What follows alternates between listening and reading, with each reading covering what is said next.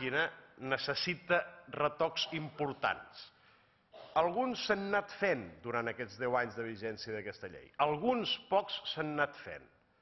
Però el que requereix des del nostre punt de vista és repensar tot el procés intern d'aquesta màquina per tal que un cop entrat un document, una sol·licitud, la llicència o el permís surti en el temps adequat i en condicions.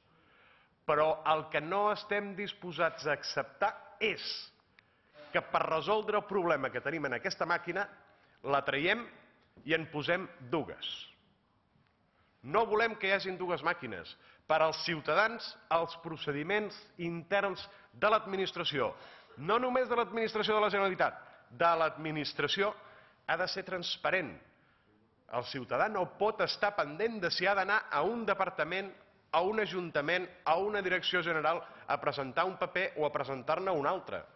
Per al ciutadà ha de ser un procés completament transparent.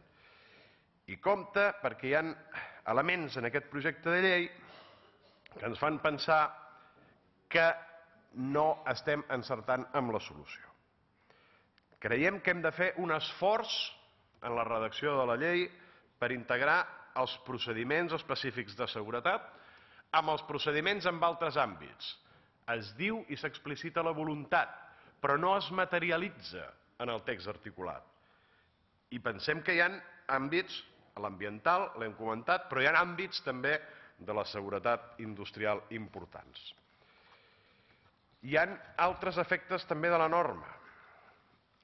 És cert que es redueixen sensiblement el nombre d'activitats i d'establiments que requeriran d'un informe de l'administració de la Generalitat. I això, en principi, és positiu. Però també és cert que aquests informes que actualment s'han d'elaborar en un termini d'un mes, ara s'amplia aquest termini a 2 mesos.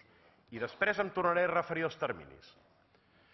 Per tant, d'alguna manera, s'intenta engreixar la part de la maquinària que afecta l'administració de la Generalitat per desencallar, desatascar la màquina aquesta que no acaba de treure aquest permís. Però això té uns efectes.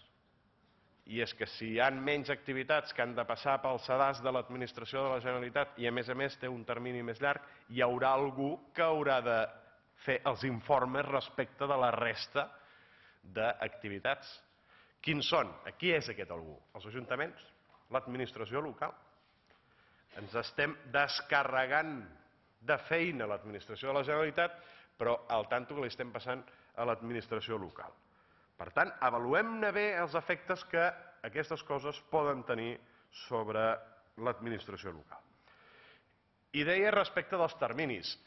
Els ciutadans que la seva preocupació és la de muntar un establiment, encetar un negoci, tirar endavant una activitat econòmica, no poden estar pendents de si els períodes que té l'administració per contestar les seves sol·licituds depèn de que un document que té l'administració local entra en una determinada direcció general i és a partir d'aleshores quan comencen a computar els terminis. No. Per als ciutadans, els terminis han de començar a computar quan entra una documentació a l'administració. Quina? La que sigui a l'administració. Però no pot estar pendent de si l'administració municipal envia un paper a no sé quina direcció general, que és la que té que informar, i a partir d'aquell moment comença a computar el termini. No, al ciutadà això no li ha d'interessar i no li pot interessar. Per tant, aquest és un altre element important. I entenem positiva la idea de les entitats col·laboradores de l'administració, entitats ambientals de control, segons la llei de la intervenció integral, perquè de fet no hi ha cap invent nou, tot ja està inventat i moltes coses estan en funcionament.